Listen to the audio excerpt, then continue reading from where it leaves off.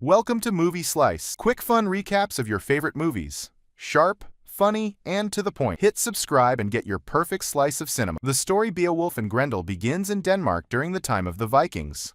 On top of a mountain, a giant is playing happily with his young child, a little troll. Suddenly, the chief of a Denmark tribe arrives with his men on horseback, planning to kill the giant. But before they can reach him, the giant spots them from a distance. To protect his child, he quickly picks him up and runs toward the other side of the mountain. However, the chief and his men surround him. The giant hides his child on the slope of the mountain and then tries to scare the men away instead of fighting, hoping they will turn back. But the men do not leave. They attack him with arrows, spears, and burning torches. The giant loses his balance and falls from the mountain, dying instantly. From his hiding place, the little troll watches everything in silence. Then the chief walks to the edge of the mountain and removes his mask. When he looks down, he spots the young troll. For a moment, he considers killing the child too, but because it is only a baby, he decides to leave it alive. Without telling his men, he turns back and rides away. The small troll then climbs down the mountain. Near the sea, he finds the lifeless body of his father. He tries to drag the body away from the crows and vultures, but it is far too heavy for him. Finally, he uses a sword to cut the body into pieces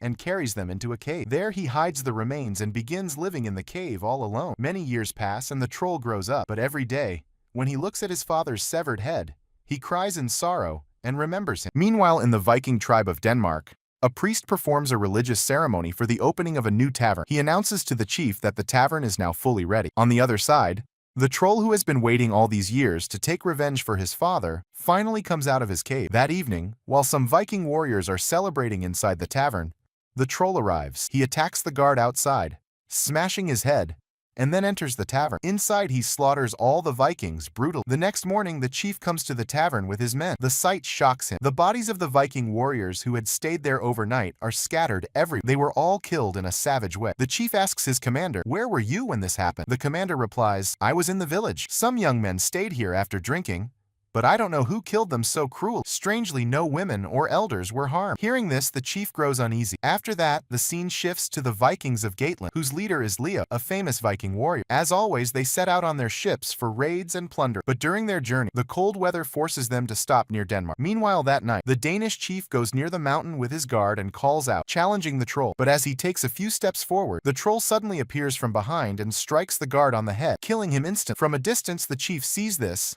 and charges forward with his sword. But before he can reach him, the troll runs away. The chief cannot understand why the troll never fights him directly and only kills his guards before escaping each time. The next morning, the whole tribe gathers at the place of the killings. The chief's wife says to him, "Many of our Viking men have been killed. What will happen to their widows now? If this continues, soon only widows will remain in the village." The chief has no answer and no solution. Out of shame, he stays silent. Later, his wife goes to Lena, a woman who lives alone outside the village on the mountain. She asks her, "You can see death before it comes. Tell me, will my husband die the same way?" Lena replies, "You all cast me out of the community, calling me corrupt, and now you come to me asking for help." The chief's wife says, "What happened to you was not my fault." Lena answers, "It makes no difference now. As for your husband, he will not die at the hands of the troll." Hearing this, the chief's wife quietly returns home. Meanwhile, the Vikings of Gatland under the leadership of Leo advance with their ship and land near the settlement where the tribe of Denmark lives. When a Danish horseman soldier sees them, he warns, "This land also belongs to Vikings. If you came here to raid,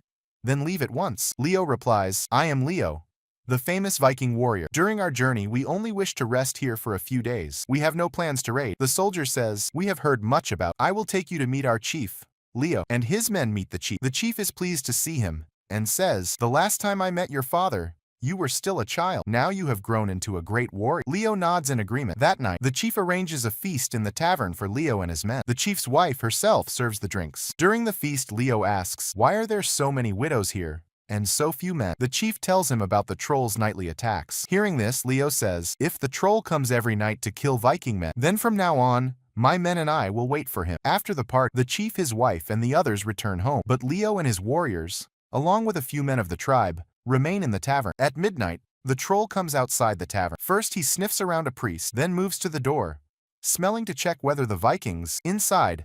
Leo and his warriors realize the troll has arrived and quickly prepare for battle. But the troll senses that the warriors inside are not local Vikings. Instead of entering, he urinates on the closed door. When the Vikings inside rush out to attack, the troll has already vanished into the night. The next morning, the chief says to Leo, "It is strange that no man was killed last night." Leo replies, Yes, the troll came to the door, but instead of fighting, he urinated and went away. After this, Leo sets out with some of his own men and a few from the tribe to search for the troll in the hills, hoping to kill it. But after searching many places, they fail to find him, so they return to the village. A little later, Leo goes alone to meet Alina, who lives outside the village near the mountain. He says to her, "I have heard that you can see death before it comes." Lena answered, "Yes, and I have also heard that you are the famous Viking warrior." Leo, "But why have you come here?" Leo says, "I want to know how many deaths will happen in this fight between the troll and the Vikings, and if the troll will die or not. It is important to know because I want to protect your people." Lena says, "I am not one of these people. When I was still a child, the chief's nephew brought me here and forced me into a life of shame. As for your question, yes, I have seen the future. The troll will be killed, but many Vikings will also die, and the land will run red with blood. In truth, the people here deserve no better." Then Leo asks, "Why do you say that?" Lena answered, "Because of what they did to the troll. This is their punishment. You should stay away from this matter." Before Leo can ask more, his men arrive searching for him. They say evening is approaching. We need to be ready. So Leo returns with them to the tribe. Later, Leo speaks to the chief in private and asks, "Has the troll ever killed a woman, child, or old person?" The chief answers, "No, he only kills our Viking men." Leo says, "That means he is intelligent and in a way disciplined." The chief looks surprised and says, "He is killing our people, and yet you are praising him." Leo replies, "I am not praising him. I just think there must be a reason why he only kills men. Until now he has not attacked us or your other villagers direct." The chief then says, 20 years ago, a troll was killed. Since then, none were seen. I don't know where this one has come from. If you are afraid of the troll, then don't fight." That evening, Leo and his warriors once again wait inside the tavern for the troll. When they hear the sound of his arrival, they rush outside with swords ready. But once again,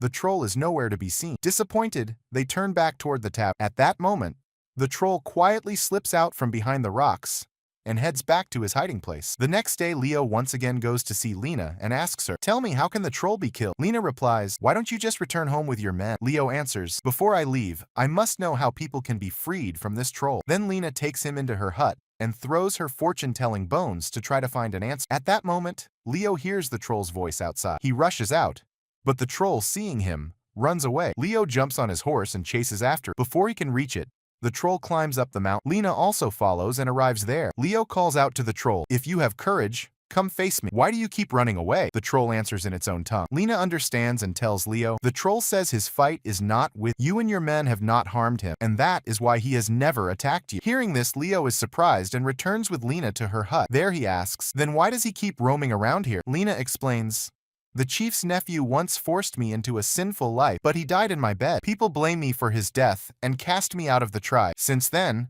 I have lived here alone. Many Viking men used to come every night to dishonor me, but ever since the trolls started appearing, none of them dared to come. That is why I will not help you kill him. The poor troll has already suffered too much." After learning this, Leo goes back to the chief and says, "Through Lena, I spoke with the troll. He told her that the Vikings treated him very cruel. That is why he is taking revenge." The chief looks uneasy and says, "I will talk to you about this later." As Leo is leaving to return to his men, he sees a disabled man being beaten cruelly by some children. Leo drives the children away. The man then says to him, "My father fought against the troll's father. That is why the troll killed all the men of my family. I know where the troll lives.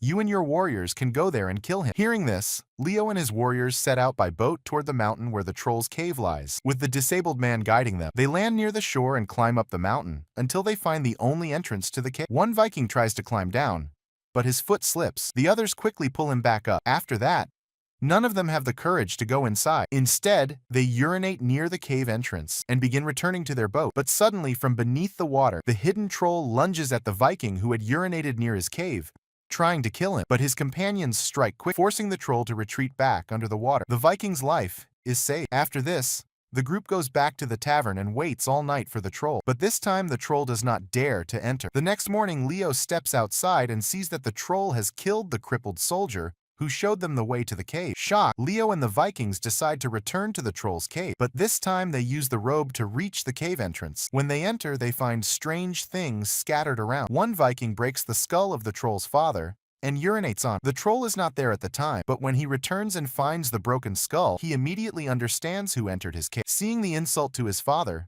the troll becomes furious. That evening, while the Vikings are asleep inside the tavern, the troll attacks them brutally. He kills the one who broke his father's skull. Seeing this, Leo also starts fighting with the troll, but Leo is too weak compared to the troll. The troll tries to escape through the roof, but Leo grabs his leg and pulls him down, wrapping a heavy iron chain around his arm. Angrily, the troll punches Leo and struggles to break free, but his hand gets caught in the chain. A Viking shoots an arrow at him, but the troll knocks him away. Before the others can attack, the troll cuts off his own hand to escape. He runs toward the sea, but doesn't get far. He collapses and dies on the shore. Suddenly, his body is dragged away into the sea by some unseen force. The next day, the Vikings mourn their fallen comrades and burn their bodies. Leo turns to the chief and says, "You told me only half the truth. Now that the troll is dead, at least tell me everything." The chief admits that they had once killed the troll's father without reason, and now they are all paying the price. Leo replies, "Because of your thinking, an innocent was killed, but this troll was not like you. He never harmed the innocent." Hearing this, the chief feels ashamed. That night, the Vikings hang the troll's severed hand in the tavern and celebrate, believing the troll is finally dead. Afterwards, most of them return to their home. Leo goes to see Lena. She tells him, "As I said, the troll is gone, but you still have more wounds to suffer." She then reveals her past. Years ago, the troll had come to her. He had been with her once, but after that, he never touched her again. Strangely, the Vikings stopped harassing her. She also says, "Lo, he was not evil. He only carried the pain of his childhood." While talking, Lena and Leo grow closer and end up in each other's arms. At midnight, the troll's mother storms into the village. On her way, she kills a priest. She then enters the tavern and slaughters all the Vikings inside. She takes her son's severed hand with her. The next morning, a small boy secretly approaches Lena. She tells him to stay quiet, then quietly leaves with him. Meanwhile, the Vikings believe the troll is still alive and responsible for the new killings. They go hunting for him. At the seashore, they find another comrade's severed head. Leo's suspicion grows stronger. The troll might still be alive. He rushes into the cave alone, diving through the water. Inside, he finds the troll's body lying on a rock, but as he steps closer, the troll's mother suddenly attacks him from behind. She strangles him, but Leo grabs a stone and smashes it against her head. Then he seizes a sword and kills her. At that moment, the young boy arrives with a sword in hand. Seeing him, Leo realizes the truth. This boy is none other than the son of Lena and the troll. Leo lowers his weapon and does not harm him. Later, Leo returns to the tribe and tells the chief, "I am leaving." The troll and his mother are truly dead now. Before going, he meets Lena once more and warns her, "If people find out the troll has a son, they will kill you both." Lena answers calmly, "This secret will stay only between us." Saying this, she walks away. In the end, Leo builds graves for the troll and his mother outside Lena's hut. But from a distance, the troll's son watches everything with tears. Then Leo leaves with his men, returning to Gateland, and that's where the movie ends. Don't forget to like and share this video. I'll see you in the next video. Goodbye.